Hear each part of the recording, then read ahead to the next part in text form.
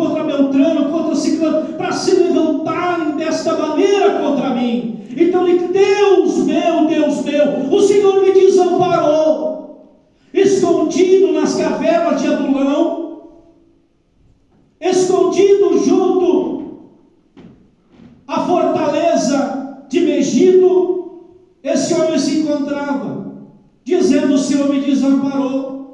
Estou rodeado de homens que não valem nada, de homens que a sociedade de Israel quer vivo ou morto, de homens cheios de dívidas. O Senhor me desamparou.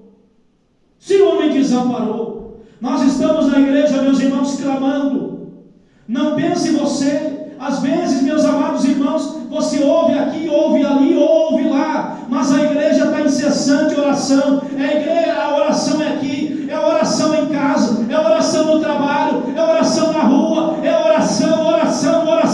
O bramido está sendo lançado diante do trono de Deus, meus queridos e amados irmãos, mas o murmurinho se escuta pelas esquinas, pelas casas alheias, pelos telefones, pelas mensagens que ninguém vê, mas Deus vê. Aleluia, Jesus. Mas Deus vê. Glória a Deus. Eu estou pregando aqui, meus irmãos, há 3 quarta-feiras sobre um Deus de providência. Glória. Faz 3 quarta-feiras que nós estamos pregando sobre Deus de providência, meu amado irmão. Ele marcha para a nossa vida ser uma vida de vitória quando nós agimos com propósito, sem olhar para a direita, sem olhar para a esquerda. O salmista também disse: o meu socorro vem do Senhor, que fez o céu e a terra, é dele que vem o nosso socorro. Olha o que o Davi falou de novo também no Salmo 13 e no versículo 1. Olha o que Davi falou lá: até quando, Senhor, te esquecerá de mim? Tem horas que é assim, irmão, não negue. Tem horas que é assim, seja nós crentes ou não crentes, servos ou não servos, nós temos dentro de nós uma certeza. Mas tem hora que a luta é tão grande, é tão travada, pastor Norberto, que a gente se pega perguntando: até quando o Senhor vai esquecer de mim? Até quando o Senhor não vai olhar por essa igreja?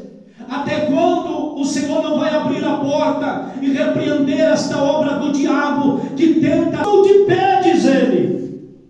Ele está dizendo: eu ponho-me de pé, mas o Senhor não atenta para mim, o Senhor não olha para mim, o Senhor está desligado de mim. Então, meus queridos e amados irmãos, é dentro de nós que a luta, ela começa como se fosse um parafuso, né? De rosca soberba, mais violento. Ele destroça dentro de nós. Então a gente começa a se questionar, como Davi se questionou. Como Davi questionou a Deus. Ali são perguntas: até quando te esquecerá de mim, Senhor? Para sempre. Imagine a situação desse homem. Ele chega a perguntar: é para sempre? O Senhor não vai mais me ver? Até quando o Senhor vai esconder de mim o seu rosto? Ele orava dia e noite, ele buscava a presença do Senhor dia e noite, mas a resposta não vinha. A resposta ela não vinha. Salmo 10:1. Olha o que disse ele, Davi, o salmista. 10, capítulo 10 de Salmo, versículo 1. Ó Eterno, estás me evitando? Eu vou ler na minha tradução. Onde estás quando eu estou precisando de ti? Por que estás longe, Senhor? Por que te esconde nos tempos da angústia? Não é assim que às vezes a gente vê? Não é assim que às vezes a gente observa na nossa visão tão pequena? Aonde o Senhor está? Por que o Senhor está tão longe? Quando muitos dizem que o Senhor está perto, por que te escondes no tempo da minha angústia?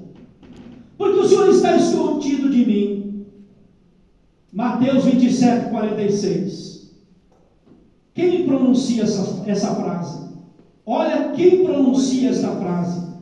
Mateus, livro de Mateus capítulo 27, versículo 46. Olha lá. Jesus, e perto da hora nona, Jesus exclamou. Ele exclamou, dizendo: Eli, Eli, lama sabachthani. Isto é, Deus meu, por que me desamparaste? Ele usa aqui, meus amados irmãos, no sentido dele, ele sente. Mas veja você o que Davi também falou, ele pronunciou a mesma frase. Então ele diz: por que o Senhor me desamparou?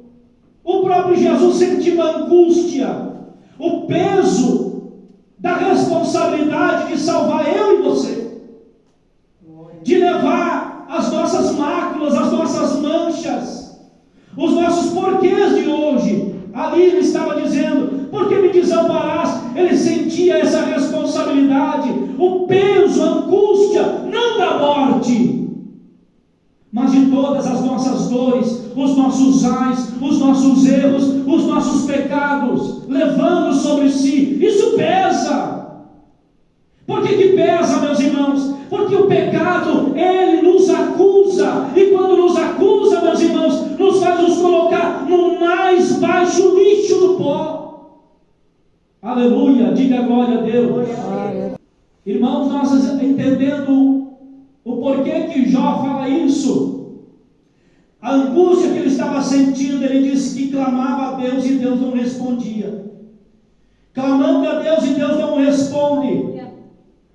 Mas, meus queridos e amados irmãos, quando a gente compreende isso, quando a gente parece entender que Deus está em silêncio, que Deus não nos ouve, e que parece que quanto mais se ora, mais o ouvido de Deus fecha, mais a mão de Deus encolhe, é aí, meus amados e queridos irmãos, que eu, como visionário de Cristo, como servo do Altíssimo, você como servo de Deus, pode estar ciente, pode estar completamente ciente, que está se preparando acima de nós uma grande vitória, uma grande bênção, uma grande resposta.